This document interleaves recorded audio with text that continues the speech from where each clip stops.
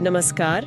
आज हम देख रहे हैं कुछ अंश जटिल समस्याओं के सरल समाधान नाम की एक किताब से। जी। इसका मकसद है कि जीवन की जो उलझने हैं उनसे निपटने के लिए और एक उद्देश्य वाली जिंदगी जीने के लिए जो हमारी अंदर की शक्ति है उसे कैसे जगाएं। हाँ। तो चलिए इस पर थोड़ी बात करते हैं, समझने की कोशिश करते हैं कि ये किताब सेल्फ डिस्कवरी और मुश्किलों से निपटने पर क्या कहती है। बिल्कुल।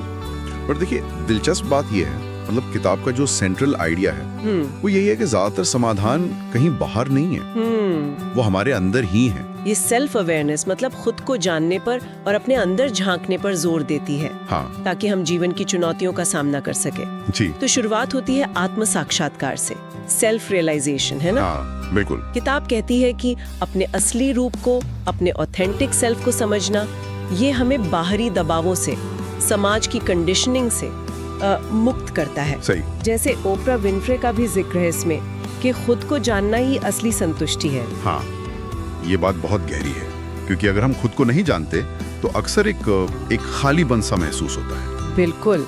और ये जो खुद को जानने का सफर है, ये सीधे तौर पर हमारी रुकावटों को समझने से जुड़ा है। हाँ, जुड़ा है। किताब का मानना है कि अक्सर मुश्किलें हमारी अपनी अंदरूनी सोच, हमारी स्थिति से ही पैदा होती हैं। अच्छा। जैसे टोनी रॉबिन्स का जिक्र है, वो कहते हैं ना कि हमारे लक्ष्य और हमारे बीच सबसे बड़ी दीवार अक्सर वो कहानी होती है जो हम खुद को सुनाते रहते हैं। ये बात तो है।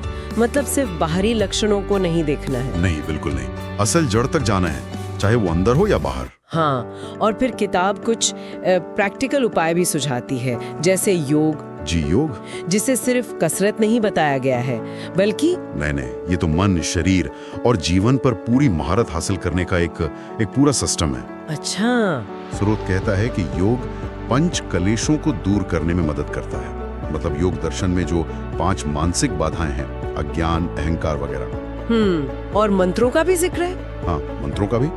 उन्हें मन, विचारों और ऊर्जा को कंट्रोल करने का और कहीं ना कहीं डिवाइन से जोड़ने का एक तरीका बताया गया है। इंटरेस्टिंग। स्रोत में तो शिव को मंत्रेश्वर यानी मंत्रों का स्वामी तक कहा गया है। वैसे सुनने के असर की बात भी है, पर अभ्यास के लिए गुरु का मार्गदर्शन जरूरी माना गया है। और इसी में फिर संगीत भी आता है। जी, संगीत की शक्ति।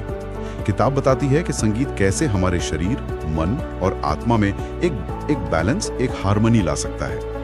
और कैसे अलग अलग तरह का संगीत हमारी जागरूकता, हमारी अवेयरनेस बढ़ा सकता है। तो ये तो हुई अंदरूनी तैयारी की बात। जी।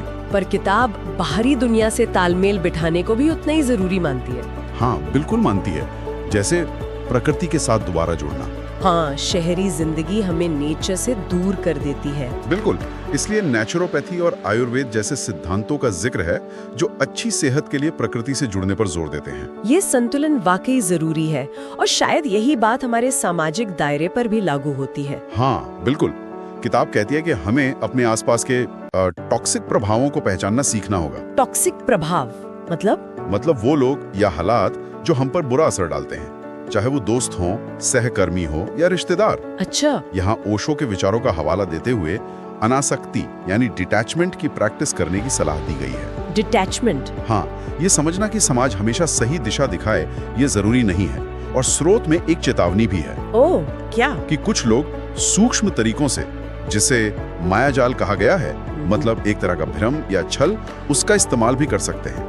इनसे बचने के लिए समझदारी और सादा जीवन जीने की सलाह है। तो अगर हम सार देखें तो इस किताब का निचोड़ क्या निकलता है? मुझे लगता है मेन बात सेल्फ एम्पावरमेंट की है। जी, आत्म सशक्तिकरण। कि खुद को बेहतर समझकर अपनी रुकावटों की जड़ तक जाकर और योग, मंत्र, संगीत जैसे अंदरूनी औजारों का इस्तेमाल करके हम मुश्किलों के सरल हल ढूंढ सकते हैं। बिल्कुल।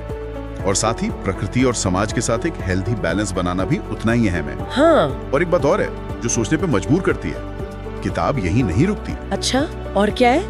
वो दुर्लभ या मतलब बहुत गहरी चुनौतियों के लिए अवचेतन मन यानी सबकॉन्शियस माइंड, पिछले जन्मों के संस्कारों या फिर आध्यात्मिक गुरुओं से मार्गदर्शन लेने की तरफ भी इशारा करती है। ओह, तो मतलब और भी लेयर्स हैं। जी, सम्मोहन और पास्ट लाइफ रिग्रेशन जैसी तकनीकों का भी जिक्र है।